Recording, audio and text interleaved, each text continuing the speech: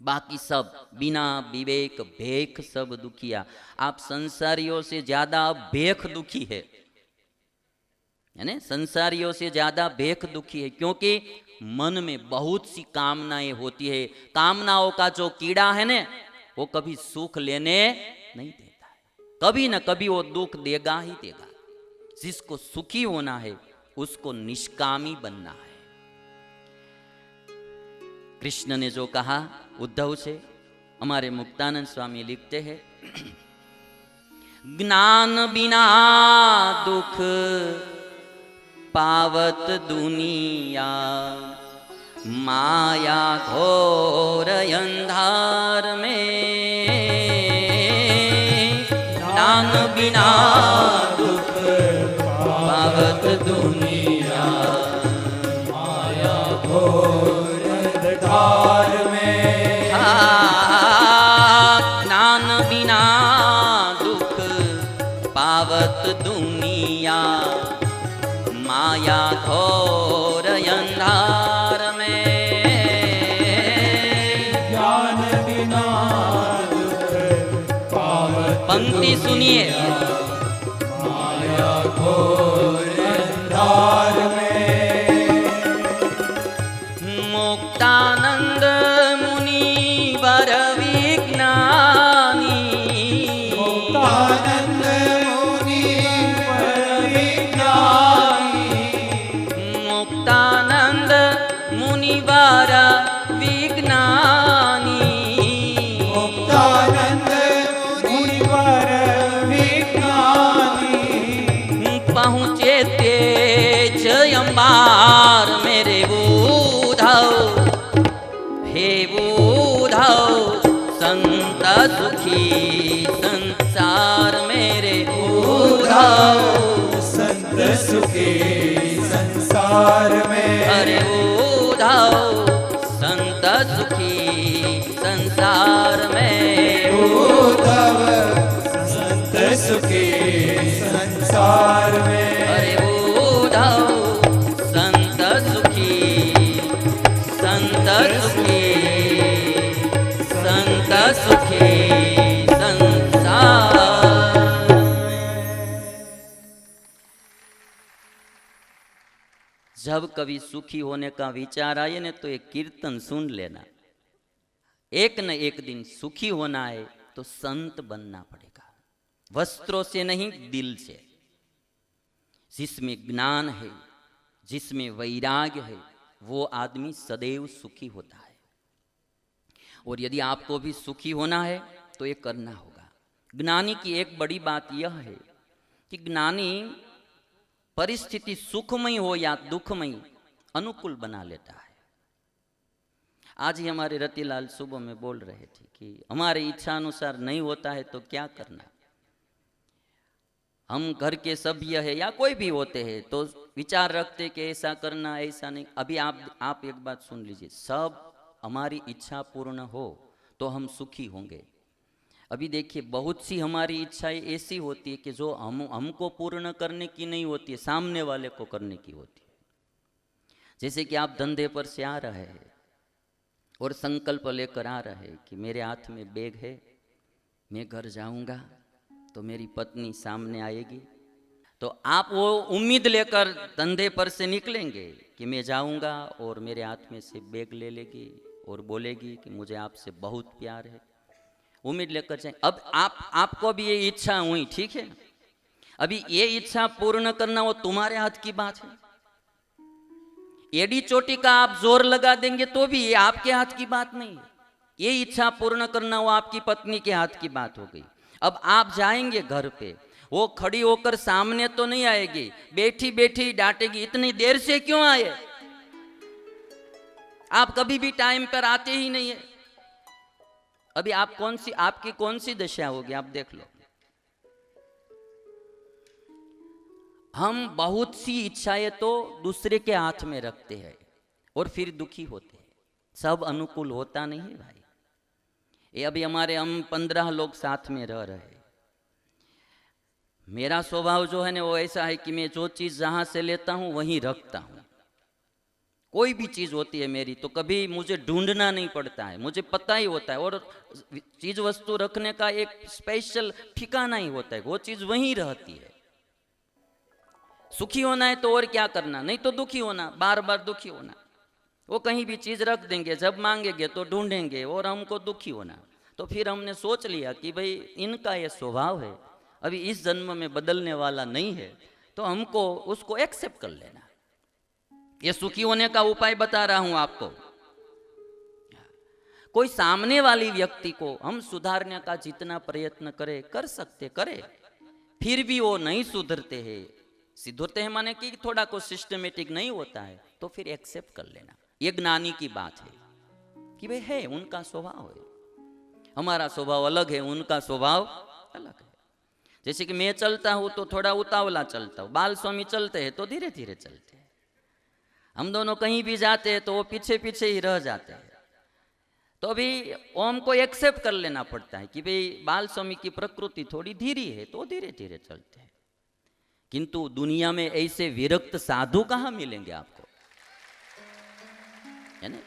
पति है, पत्नी है, भाई है, माँ बाप है, कोई एक दो उनमें कमी होती है, क्षति होती है, तो उसको ही नजर में रखेंगे तो उनसे सुख नहीं मिलेगा। उनमें बहुत से गुण भी होते हैं, उनको देखो तो सुखी होंगे आप। ज्ञानी को क्या होता है, ज्ञानी यही करता है, जो भी परिस्थिति आती है, जे होय ते स्थिति में मजा से, सुख होय के दुख पण मजा से। ये ज्ञानी की स्थिति है। जे होय ते स्थिति में मजा से, सुख होय के दुख पण मजा से। ज्ञानी माने क्या, उनको सब अनुकूल ही मिलता है ऐसा नहीं, वो प्रतिकूलताओं को भी अनुकूलता में बदल देता है, प्रतिकूलता को अनुकूलता में बदल देता है। वो ज्ञानी है और वो कभी दुखी नहीं होगा। हम क्या है कि एक भी प्रतिकूलता को अनुकूलता में बदल नहीं सकते, इसलिए दुखी होते रहते। और जितना हम हमको सुधारने के लिए प्रयास नहीं करते हैं ना, उतना हम दूसरों को सुधारने का ये दुख का कारण है। पहले अपने आप को सुधारो। जमाना खराब हो गया है, जमाना खराब हो गया है। किसी ने कहा है कि एक आप सुधर जाओ, कम से कम जमाने में से एक आदमी बिगड़ेला कम हो जाएगा। आप सुधर जाओ। ज्ञानी क्या है, हर कोई परिस्थिति को सानुकूल बना लेता है। जैसे कि इस दुनिया में आप क्रिकेट देखते होंगे तो पता होगा, कोई पावरफुल बैट्समैन होता है ना, ज्ञानी ऐसा होता है। जैसे हमारे सचिन जी थे, पावरफुल बैट्समैन होता है, कैसा भी बॉलर सामने आ जाए फिर भी वो एक चौका या छक्का तो लगा ही देता है। पावरफुल बैट्समैन होता है तो उसके पास बहुत सी ट्रिक होती है, युक्ति होती है, कैसे इसको खेलना। वो एकदम लेग में बॉल फेंकेगा या पीछे से जाने देगा, पीछे से बॉल जाएगा तो उल्टा होकर वहां से भी वो सिक्स लगा देगा। वो पावरफुल बैट्समैन होता है। वो ज्ञानी पावरफुल बैट्समैन जैसा होता है। कैसा भी बॉलर सामने आ जाए, फास्ट बॉलर आए या गुगली फेंकना वाला आए, कोई भी आ जाए, वो चौका या छक्का लगा ही देगा। वो ज्ञानी है। और एक उदाहरण मैं आपको दूंगा कि अभी वातावरण में वायरस बहुत प्रकार के होते हैं। बुखार का वायरस है, फैल रहा है, तो जिसके पास रोग प्रतिकारक शक्ति नहीं होगी तो वो वायरस उसको अटैक कर देगा।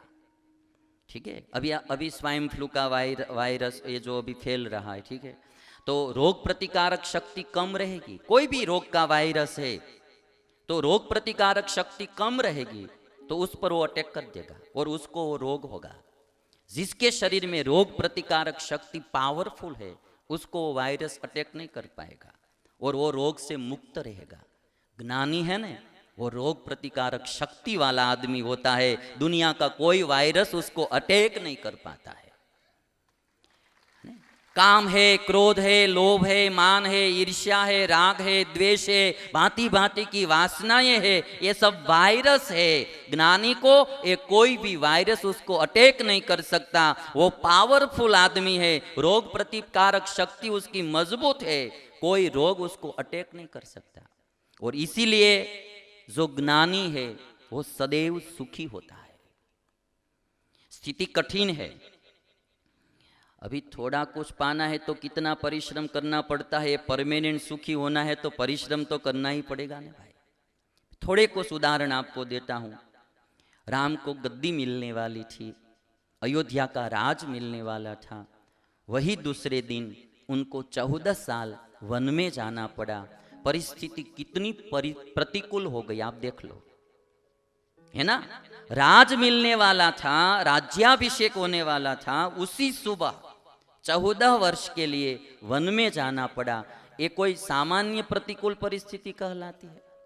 किंतु राम ने वो प्रतिकूल परिस्थिति को भी अनुकूल बना लिया, इसलिए वह सुखी रहे। उनको गुस्सा नहीं आया, उन्होंने एक शब्द भी कैकेयी को नहीं कहा, एक भी शब्द उन्होंने मंथरा को भी नहीं कहा, क्योंकि जो परिस्थिति निर्माण हुई उसको अनुकूल बना लिया। जड़ भरत जी थे, जड़ भरत जी को चोर लोगों एक माता जी को बलि चढ़ाने के लिए ले गए। भरत जी को पता था ये ले जा रहे हैं, गए माता जी के आगे सिर रखकर जब काटने के लिए गए तो भी भरत जी कुछ भी नहीं बोले। ये तो माता जी प्रकट हुई, भागवत में ऐसी कथा आती, माता जी प्रकट हुई और उनका हाथ पकड़ लिया, फिर उन सबको माता जी ने मारा, भरत जी को बचा लिया। किंतु भरत जी को मारने के लिए ले जाते हैं तो भी उसको कुछ नहीं होता है। ये कितनी ऊंची स्थिति होगी ज्ञानी की, ये आप देख लीजिए। सुखदेव जी महाराज जा रहे थे, दिगंबर जा रहे थे, बहुत सी महिलाएं और बहुत से बच्चे पीछे पीछे जा रहे थे, कंकर फेंक रहे थे, धूली डाल रहे थे, अपमान कर रहे थे। सुखदेव जी महाराज को कुछ भी नहीं हुआ। हाथी चलत है अपनी गत में, कुतर भूकत वाको भूकने दो, तू तो राम सुमीर जग लड़ने। ये ज्ञानी की स्थिति है। अपमान होता है तो भी उसको दुख नहीं होता है। हमारे पर्वत भाई थे, पुत्र मर गया पर्वत भाई का, स्वामीनारायण संप्रदाय का भक्त हुआ पर्वत भाई। एक पुत्र था उसका, जवानी में ही वो पुत्र मृत्यु को प्राप्त हुआ, फिर भी पर्वत भाई को कोई दुख नहीं हुआ। भगवान का भक्त था, वो भगवान के धाम में गया होगा, मुझे क्या दुख नहीं हुआ। एक ज्ञानी की स्थिति की बात है। जनक राजा थे, संसारी थे, मिथिला नगरी जल रही थी। किसी ने कहा कि यहाँ मिथिला नगरी में आग लगी है, पूरी नगरी जल रही है। तो जनक राजा ने क्या कहा, मिथिलायाम प्रदीप्तायाम नमे दह्यते किंचन। एक ज्ञानी की स्थिति है। तो जो ज्ञानी होता है वो हर स्थिति को अनुकूल बना लेता है। कोई तो सुखी रह सकते हैं दुखों की होली में भी। आप सुनना, थोड़ा गौर से सुनना, ध्यान से सुनना। कोई तो सुखी रह सकते हैं दुखों की होली में भी, कोई तो दुखी रहते हैं सुखों की दिवाली में भी। कोई तो सुखी रह सकते हैं दुखों की होली में भी, और कोई तो दुखी रहते हैं दुखों की सुखों की दिवाली में भी। ये ज्ञानी में और कुछ नहीं होता है। और इसीलिए हमको सबको यदि सुखी होना है तो ज्ञान संपादन करना, सत्संग करके ज्ञान संपादित करना। अच्छे साधु के साथ रहेंगे, धीरे धीरे ज्ञान आएगा। एक भाई ने अभी मुझे चिट्ठी लिखकर भेजी थी कि 3 साल से सत्संग में आ रहा हूं, तब से ऐसा लग रहा है कि अब मैं जीवन जी रहा हूं, अब मैं जीवन जी रहा हूं। संतन के संग लाग रे तेरी बिगड़ी बनेगी। कोई अच्छे साधु के साथ, साधु में भ्रम में मत आना, केवल वस्त्र देखकर मत जाना। मैं तो साधु होकर भी स्पष्ट व्याख्या करता हूं साधु की, जिसको विरक्ति और भक्ति है, जो लालची नहीं है दुनिया का, जो कोई भी चीज में मोहित नहीं है, वो साधु है, जो विरक्त है। ऐसे साधु के साथ रहेंगे तो आपकी बिगड़ी भी बन जाएगी। और इसीलिए किसी ने गाया है, संतन के संग लाग रे तेरी अच्छी बनेगी। संतन के संग लाग रे तेरी अच्छी बनेगी। अच्छी बनेगी तेरी किस्मत जगेगी। किस्मत जगेगी तेरो, हो ही बड़ो बड़ो भाग रे, तेरी अच्छी बनेगी। संतन के संग लाग रे, तेरी अच्छी बनेगी।